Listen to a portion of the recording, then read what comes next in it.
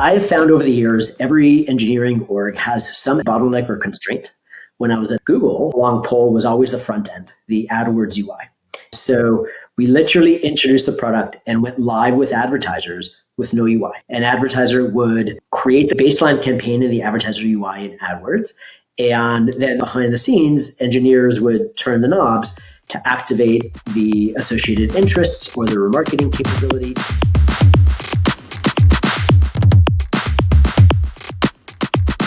Hello everyone, I'm excited to welcome Aitan Weinberg as our guest today. Aitan is a product management leader for 20 plus years. He was at Google for 15 plus years, where he was the founder PM for Interest-Based Ads and Remarketing products, starting with the original meetings with Larry Page and Sergey Brin through multiple billion-dollar milestones, including all the consumer-facing privacy, transparency, and controls that shaped the industry. Most recently, he led ML and AI-based products for human and machine intelligence utilized by hundreds of teams across Google. There's a lot more to say about Aitan. I'll put that in the descriptions below.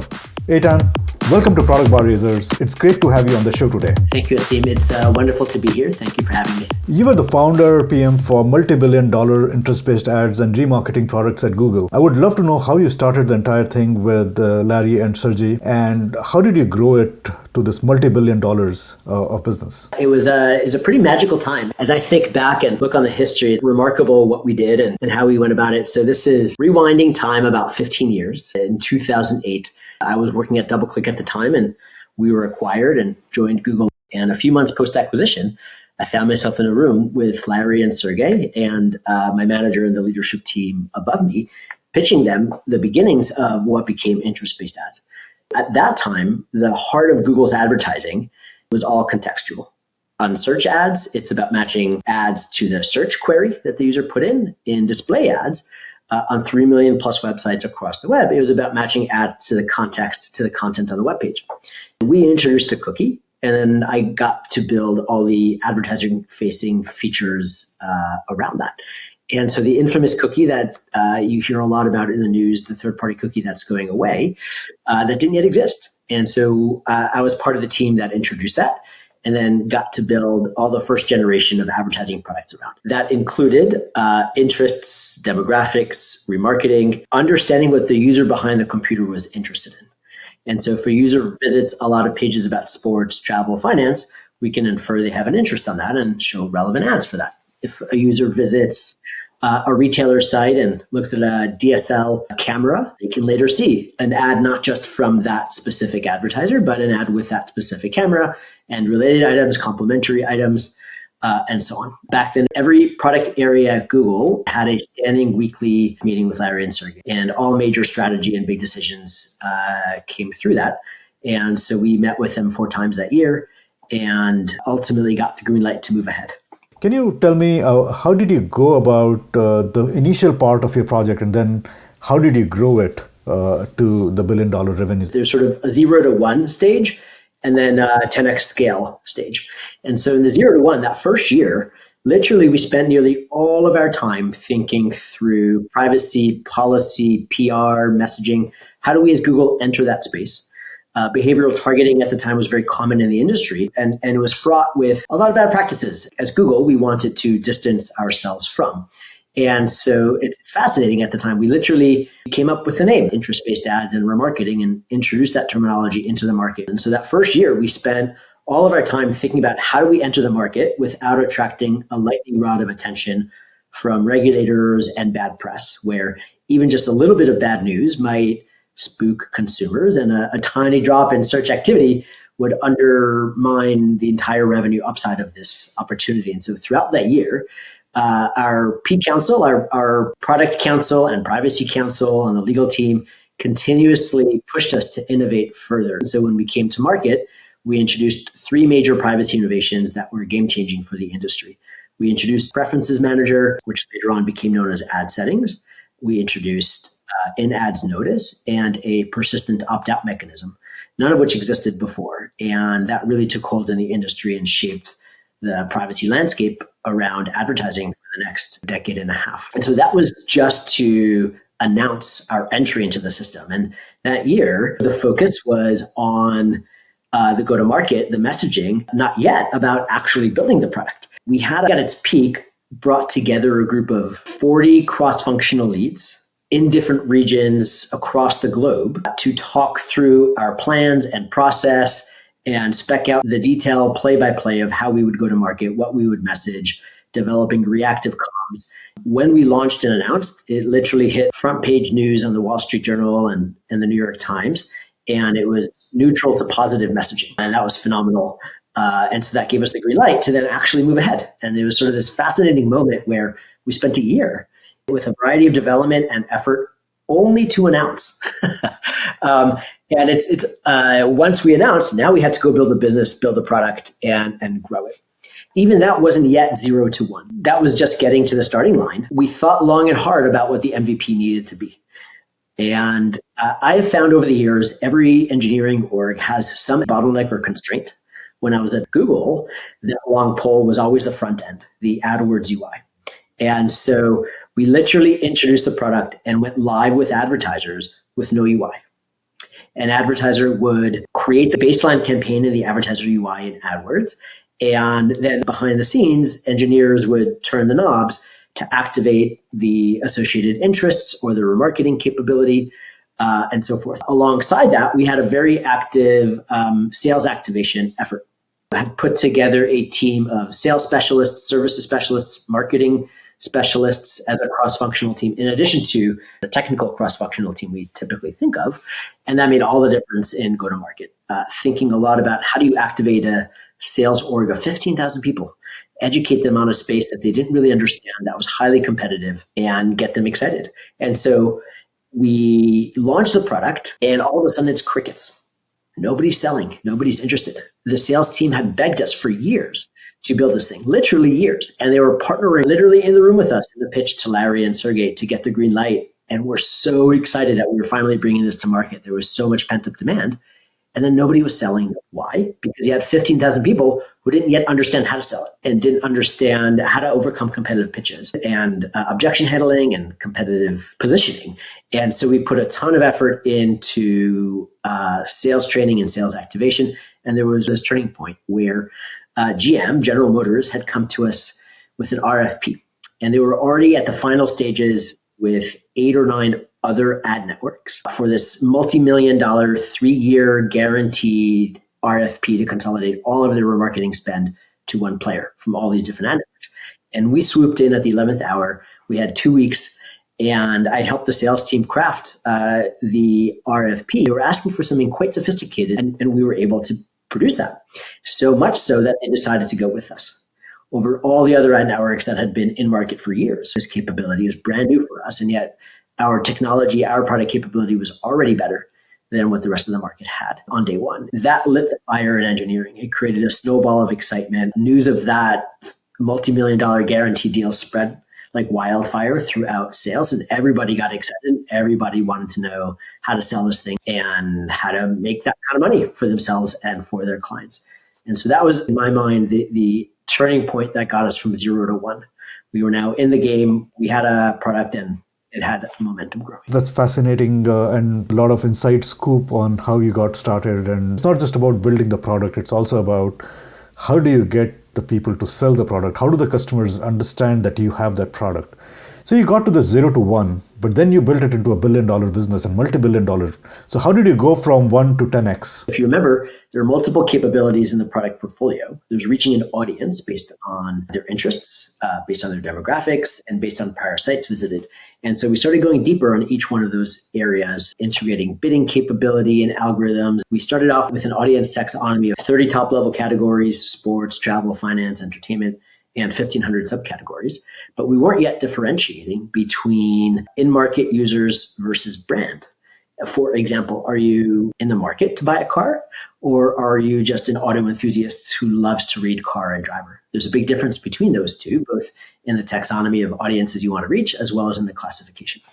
And so ultimately what it comes down to is a mix of product strategy and feature set and capabilities and performance that we pushed forward in each of these 3 different areas of the portfolio, coupled with a continued post-launch momentum, post-launch commercialization go-to-market strategy. And so this was fairly rare at that time within Google, but we established a team of sales specialists. At the time, they were called product specialists. embedded locally in each of the regions, in North America, a couple in different parts of Europe, in APAC, South America, and so on. That enabled us to both deeply understand customer needs and market dynamics and competitive dynamics, as well as to push information out and help sales overcome competitive pitches. We worked with a number of different sales leaders to create sales incentive plans, whether we were focused on the largest of advertisers who were spending even up to 15, 20 million each, or torso and tail advertisers. In December, the busiest sales month of the year, we aligned with leadership to do a first ever in-person 2-day mandatory training to that entire group. It was phenomenal. That then got replicated throughout the globe, and that made a tremendous difference in sales awareness, sales energy, sales excitement, and it drove momentum. And having the embedded sales product specialists in each region enabled us to keep a pulse on things and identify where there are opportunities to go further and keep evolving and building out the product. And that drove phenomenal scale. And so that got us from initially 0 to 1 and then a 10x scale. And then we hit a competitive situation. We started with remarketing, and the marketplace had evolved into dynamic remarketing. Traditional remarketing was enabling an advertiser like camping store goods to show a general display ad to a prior site visitor. Dynamic remarketing involved enabling the advertiser with a product feed to have a dynamic creative that would show the individual item the user had looked at, or maybe they had looked at multiple items and picking the right items out of the basket, showing related items, complementary items, and so on. And that drove performance significantly. And so we needed to build that capability and realized that in order to win competitively to drive performance, we needed to touch every part of the ad stack. That really created a very holistic multi-year strategy and vision for that next arc for us to pursue. And that sort of continued the next arc of growth from there. That's so fascinating, and it's quite impressive. So thanks for sharing that inside story. I think that inside scoop. There was a lot in there. Can you probably summarize for me what were your key factors for success? There are several. First and foremost, I would say it was amazing talent. I think back on that original core founding team, the engineering lead, the engineering team, the product marketing lead, the legal P council. They were all like beyond amazing, and that enabled us to move super quickly. Back then, there wasn't a ton of decision-making process and overhead and bureaucracy. Once we had the green light to move on this, we were able to make all the decisions within the team, and that enabled a lot of velocity. So that's the first factor, an amazing engineering team. The second is a commercialization and go-to-market team. So again, we brought together a team of sales specialists, services specialists, product marketing lead, and we put that in place 6 to 12 months ahead of launch and kept it going post-launch to keep driving momentum. There were different factors for success at each stage of the product lifecycle. During the first 0 to 1 phase, it was go broad, lots of visibility, lots of awareness. So we had a go-to-market team of over 40 people. I think it was even up to 80 people on a global scale. So we had buy-side and sell-side specialists working with advertisers, specialists working with publishers, and so it went deep sort of all across the board. As we moved into the 10x scale phase, we in some ways tightened our commercialization team and had more bespoke leads for each of the functional areas that could then fan out the information into their regions and collect information back. And so throughout, we had amazing cross-functional teams, but their composition, the way they focused, the activities they had changed over time. And the other big piece is planning ahead. There were a lot of elements of having an end state vision and a strategy and working backwards and phasing it. For the launch period, we had a very detailed, robust launch plan, identifying which were the key critical path items and keeping everyone in the loop and on track and so on. We had some misses too. I remember we had announced a launch date, and then we discovered right at the end we hadn't given enough advance warning to the localization translation team. Never would have thought back then that could have been the long pull. But at Google, we were announcing globally. And so we needed all the various comms and UI elements to be ready from a privacy perspective, from a policy perspective, to advertisers, to publishers, to regulators, to be available overnight, right away in all languages. And we just hadn't hadn't been on our radar. And so we missed that. And that ended up delaying our launch just by a week or two. But it was a little bit of having egg on our faces at the time because there was so much energy and excitement for it. And we had missed that. And so the criticality of planning ahead can't be overstated. That was wonderful. That's quite a lot of people coming together, quite a lot of teams coming together, which I think is necessary for a project of this scale. I'm a bit more interested specifically on the product management side of it. What are the key product management skills that were required for running this kind of a product at this scale?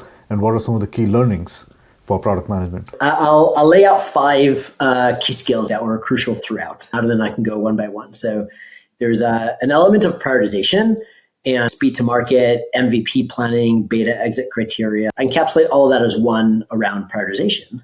The second is the skills to effectively and successfully lead a cross-functional team. The third is understanding customers deeply. The fourth, landing and growing the business. And finally, trailblazing. Let me go in one by one. So the first one, prioritization is a no-brainer. Many would say that's a core tenet of PM skill and the PM job. There's always way more to do than you can possibly get done in the desired time. I want to go sort of a layer deeper within that. Speed to market was crucial for us. We really wanted to get out there and get feedback. And so, as I mentioned earlier, we launched the initial product into beta with no UI. So we could not just functionally test it, but also understand the performance.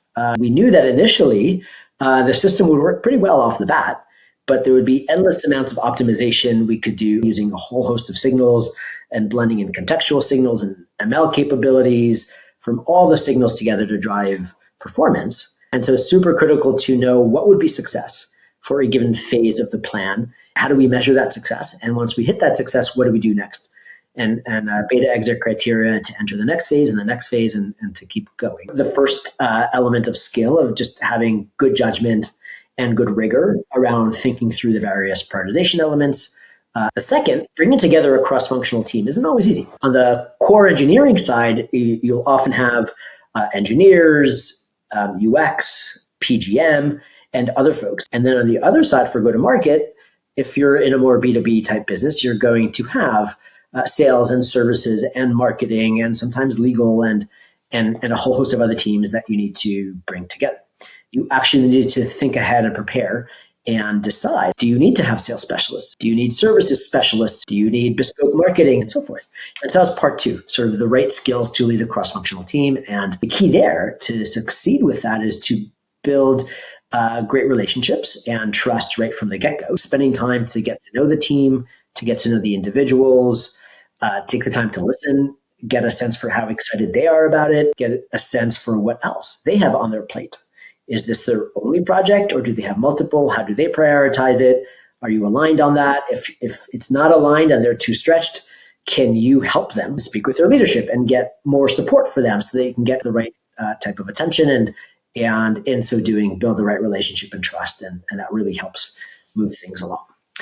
The third PM skill, which again is understanding customers.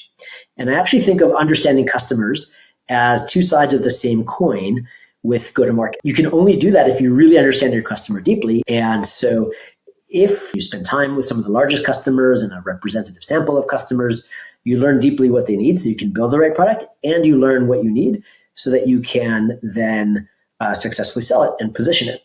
And I've always thought as a PM, you are in essence the mini CEO of your product line. And I take that to heart. I think that really is the case. Operating as a general manager, you need to be better at sales than your sales team. You need to be better at marketing than your marketing team. Now, obviously, they're going to have better sales skills and relationship management skills and general marketing skills, but you need to be able to sell your product better than anyone. You need to be able to position your product better than anyone so that you can then train them and fan that out. The fourth skill I tend to think about is landing and growing the business. Launching is getting out there and the success metrics after that in terms of user growth, revenue growth, usage, ultimately lead to landing. But landing is also just a first step.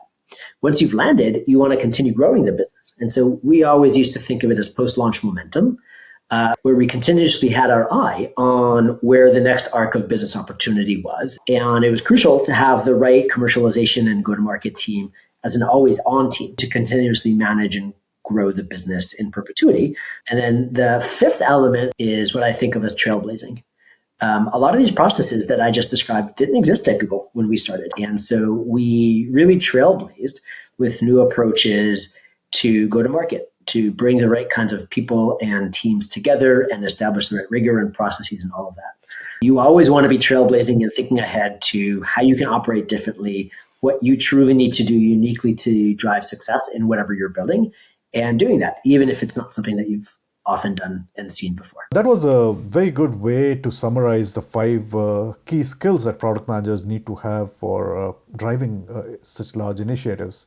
Can you also tell us what are some of the key lessons that you learned along the way? I'll highlight 2 primary ones. One is at the get-go, having a vision for where you want to go and a strategy to get there.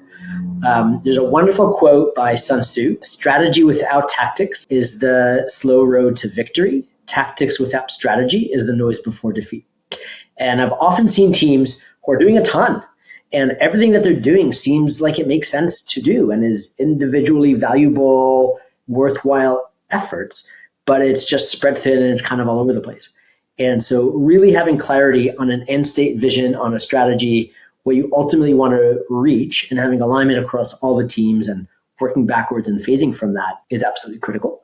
A second thing I would say is ensuring you have the right metrics and business KPIs, really sussing out and differentiating new customer growth, customer attrition, same-store sales growth, looking by sales channel, by vertical, by region. You get really incredible insights that you weren't at all expecting.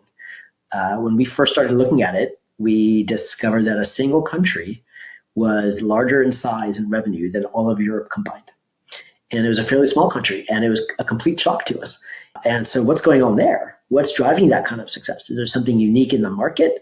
Is it something unique in how the sales team was operating? And so those kinds of insights helped us go deeper and recognize where to focus our attention. The other key lessons, as I mentioned before, are planning ahead, ensuring you have detailed launch plans, beta exit criteria, post-launch momentum plans, clarity, alignment, accountability, ownership, staying super close to customers, and ultimately the right kinds of thinking deeply about what's driving your prioritization. Is your strategy to pursue all verticals at the same time, or go deep on one vertical and then pursue the next? Is your strategy to win the largest customers and then grow their share of spend, or is your strategy to pursue the long tail?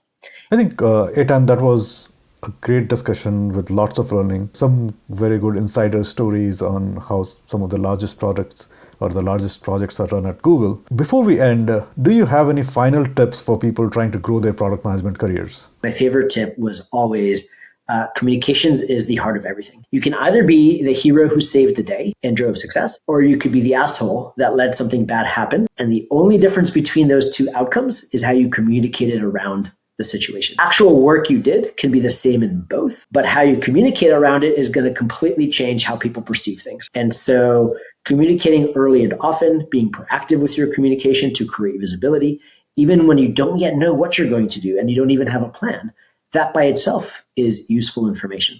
And so communicating out a plan for a plan. Here, we intend to create a plan in the next 3 weeks. We'll communicate it out, then we'll iterate on it, and we'll have multiple phases, and that overall timeline is going to look like 3 months. And after that, we'll have continuous, check-ins and so on. If you're having challenging team dynamics, facing up to it, communicating around it, having the right psychological safety on your team so that you can comfortably say, hey, something here isn't quite working. I can't quite place my finger on it, but I really need your help to figure it out. Ultimately, the success of this project is going to depend on the two of us or on the group of us collaborating and working well together. And so when something goes wrong, if you don't communicate well about it ahead of time and manage expectations and create visibility, you're going to be the bearer of bad news, and you're ultimately going to be perceived as at fault for it. However, if you communicate early and often and you catch it and you create the right visibility to say, hey, we noticed this, we're aware of it, we're taking steps to correct it, and we'll keep you posted and ask for help where we need it. Okay. Now everybody around you, your leaders, your team, your partners have confidence in you, and you're building credibility.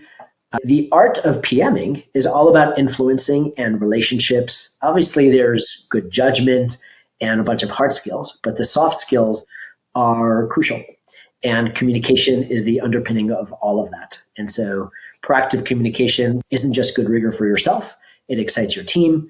It keeps your leadership excited. It attracts the right talent, the right attention, the right resources you need to drive success, and ultimately drives your career forward. I couldn't agree more. Communication and influencing without authority is, I think, two very critical strengths that a product manager carries. It was a great discussion today, and there is so much that our viewers can learn from this. It was an absolute pleasure having you on the show. Thank you for sharing your stories, and thank you for taking the time. You're very welcome. Aseem, this was great. Thank you so much for having me on the show. I hope you enjoyed today's video and got some valuable insight. To continue getting these insights on product management, subscribe below to Product Advisors, and don't forget to like this video.